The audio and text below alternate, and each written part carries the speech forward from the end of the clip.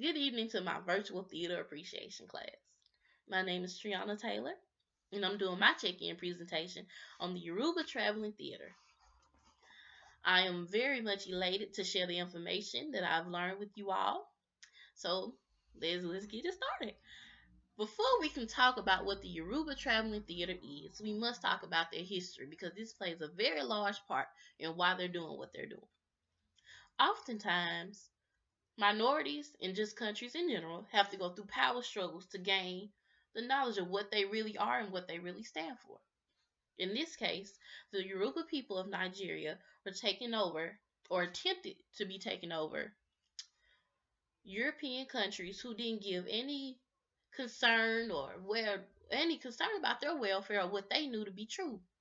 They basically came in and said, "Get rid of your deities. You're going to serve my God. You're going to speak my language," which was English. And they basically tried to take away what they knew for centuries. Now, the Yoruba people always did plays, they always made beautiful art. They already had all of this established before they came along. So, the Yoruba people tried. They tried that. Like, well, we're going to give it a chance. That wasn't working. As many people do, they revolted. So, Hubert Ugunde came up with the fabulous idea of coming up with the Yoruba Traveling Theater. This was nothing but a chance to get touched back into roots that they already had. The Yoruba Traveling Theater was very much an organized, well, not organized. Let me change that. They would really pop up anywhere it was space, whether it be in a shopping center or a little village on the side of the road. They will pop up anywhere.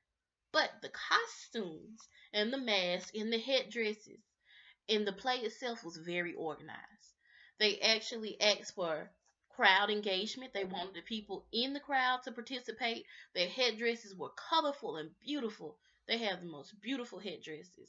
They came out and they did everything that they were taught to go against. And over time, people started to like it because they were living their truth. They were living exactly what they were being told not to. So over time, they started going to West Africa, East Africa, South Africa. And you know what they say, the biggest form of flattery is imitation. So by the time the 1980s came, there were over 120 traveling theater companies, excuse me. So time advanced and everything started to mellow out. But then theater wasn't very hip anymore. They started to create movies. They hopped on board and they created Nollywood. That's the name of the genre now, is Nollywood.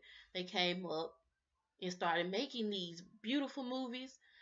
And they actually are number 3 in the whole entire world with highest grossing movies. It's the United States, then it's India, then it's the Nigerian Nollywood theater.